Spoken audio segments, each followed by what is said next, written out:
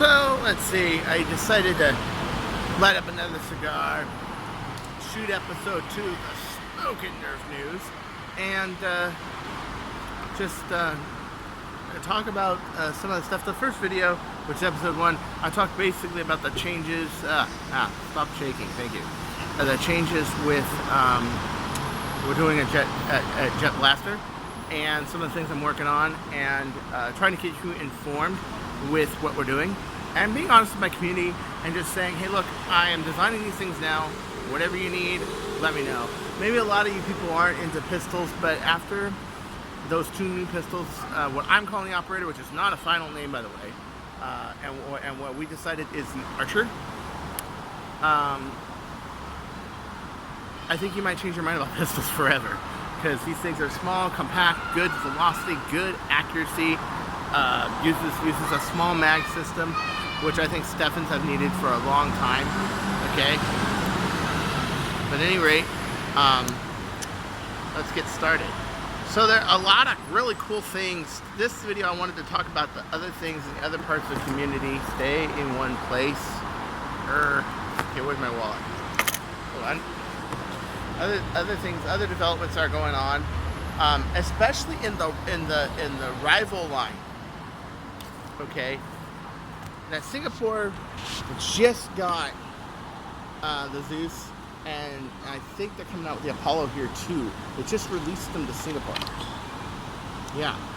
So, and this is a Monte Cristo number 4, Cuban, small cigar, still like 30 SGDs here.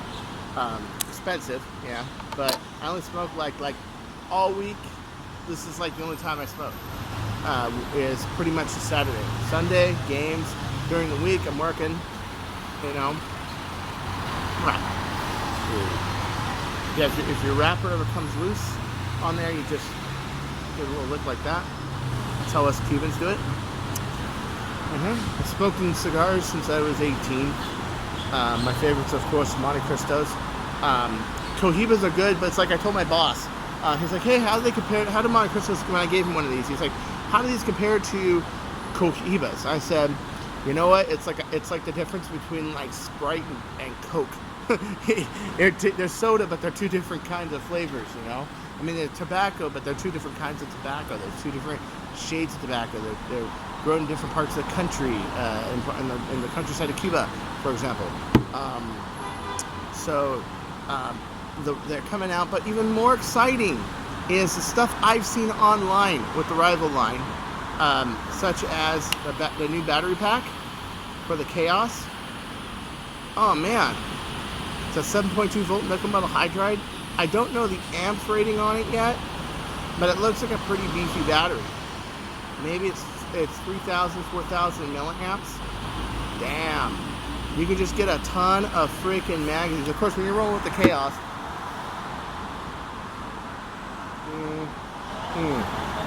the magazines are like that big. They're huge. They're enormous.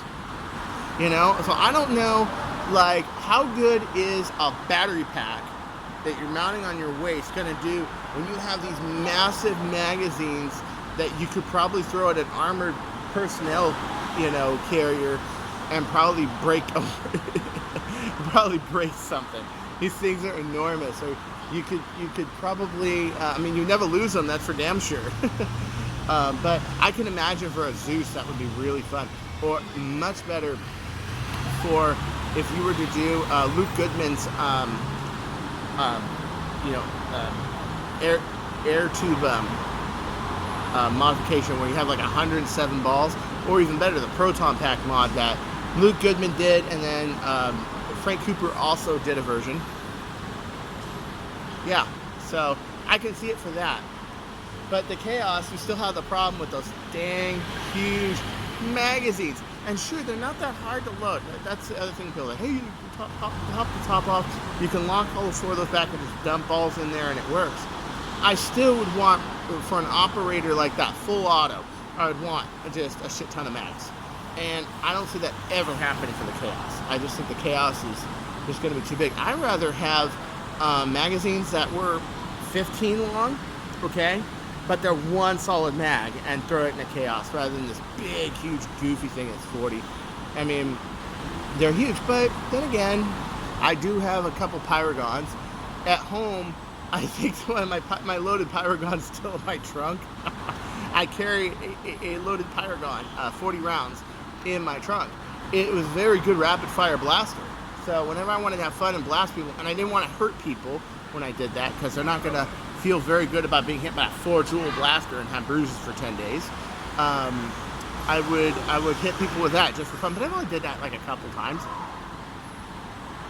So then again, there's that side of it. That's only one magazine. That kind of works. The Chaos kind of addresses that. So I might be able to see it. But that new Artemis, oh man, it's got 1, 2, 3, 4, and then you can just load them in. That's great. That's great. Because if you have those, is it 4 or 3? I don't know. But it makes it so you can rotate them around and keep loading them and just boom, boom, boom. Now that's what I want. High capacity slam action. I'm not really too big into motorized blasters. Some people are. Some people really like stripes. There's even a few stripes when you see TNT and Hack Play here. You know, I even see some stripes and some rapid strikes shooting. But they have that new battery pack. They have the Artemis. It's interesting. They still don't have a small pistol that can shoot rivals. It's not that hard to do. Drax done a rival pistol.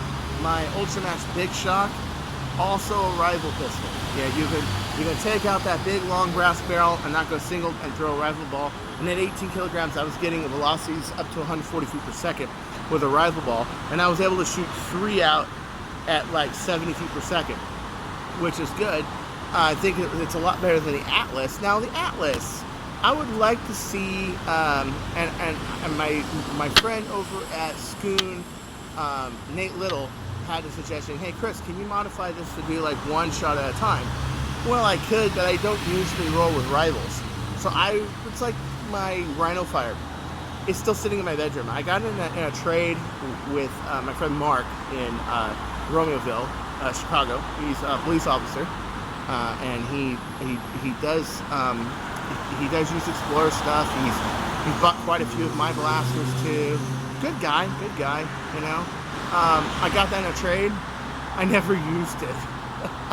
It just sits there. I got the 2 drum mags on it. It just sits there, right up with my Vulcan and my Hailfire that was used in one war. It was used at the last HVZ I went to.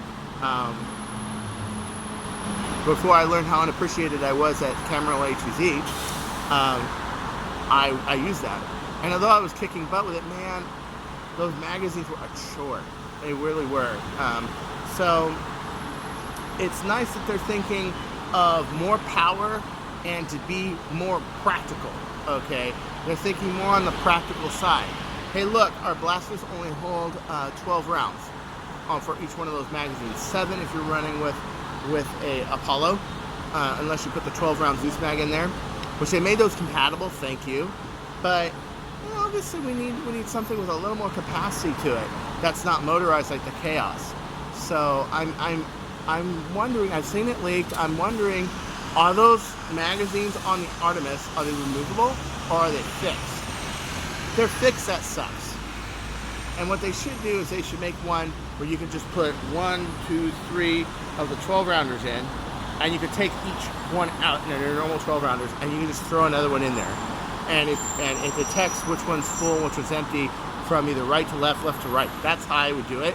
Just like your Smart AR system on a Triad works, where it goes to your first more available dart. Well, why not make a system that goes through more available ball? And if you're going from the rear, you can load those magazines from the rear and just throw in standard 12 rounders. That'd be great, because then you can take those thin 12 rounders, and some people have taken like MP5 pouches and used the 12 rounders and loaded them that way. That's a great idea, but it doesn't look that way. It looks like they're fixed. I really would like it. I really would like it so you can remove it. So that's pretty cool. I'm seeing a lot of long shots at Toys R Us in this area, Suntech Mall, the malls around Orchard.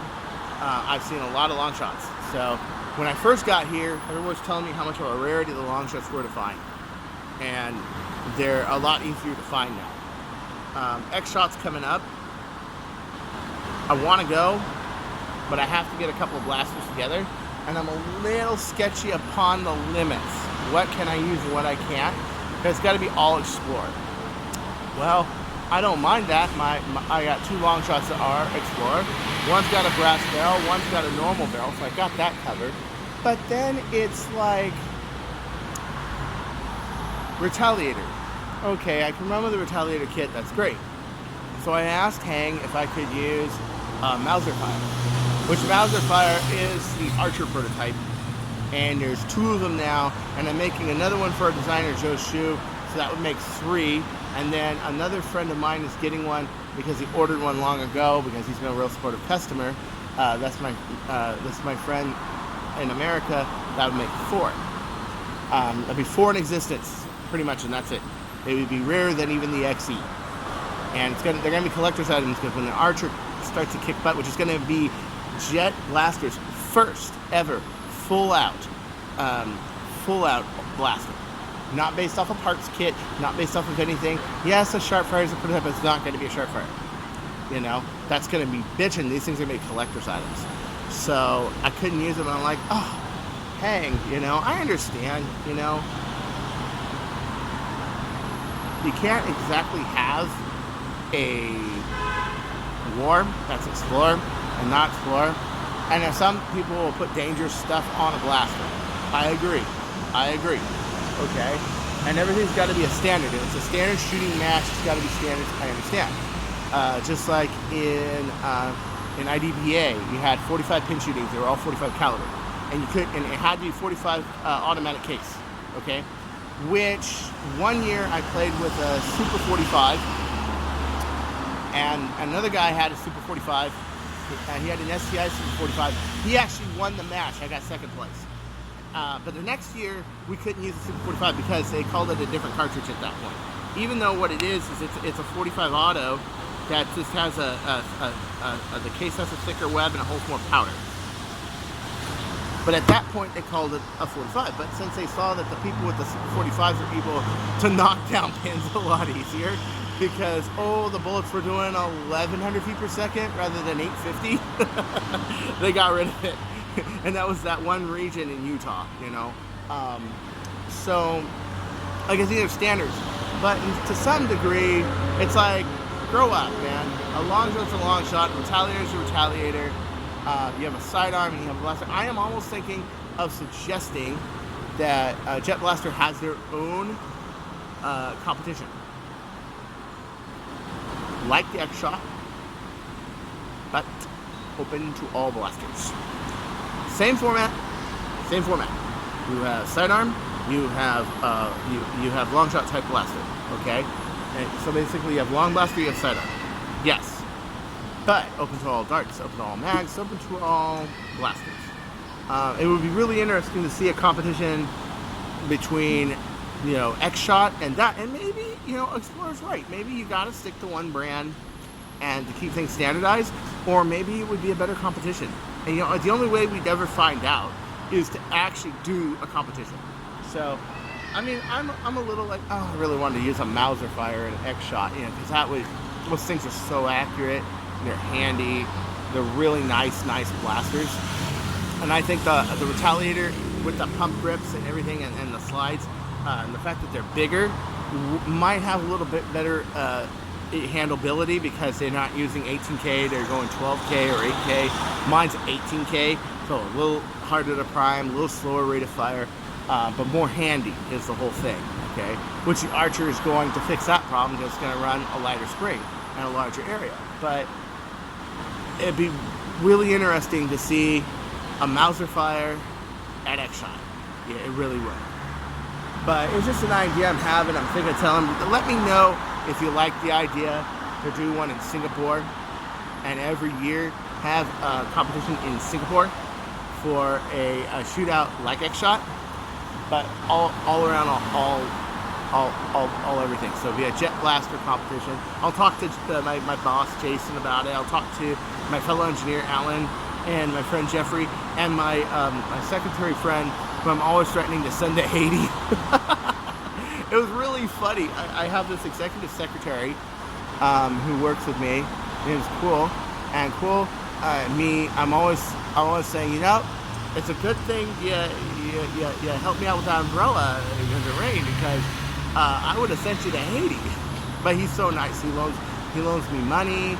He showed me how to use the MRT. He helps me run errands. He lets me borrow stuff. He's the nicest guy in the world. But we have this inside running joke about sending stuff to Haiti. So I was asking him where my stuff was that I was sending from America, and if it showed up yet. And he said, nope, they probably shipped it to Haiti. I'm like, ah! In the text, I just thought that was great. That was really funny. So you got to work, but you have to have a little humor too. Just don't take it too far. Don't take it too far. The minute you start, spraying down people with a fire extinguisher, you've gone too far. Or you test out the fire hose against the Xerox, coffee center employees over at your shop. Yeah, you've gone too far. Or when you're playing with matches in a flammable area, yes, you've gone too far. So nothing dangerous, okay? Not at all. So anyway, this is Chris. I'll see you later. I'm still here. We're still smoking. We're still having fun. Take care.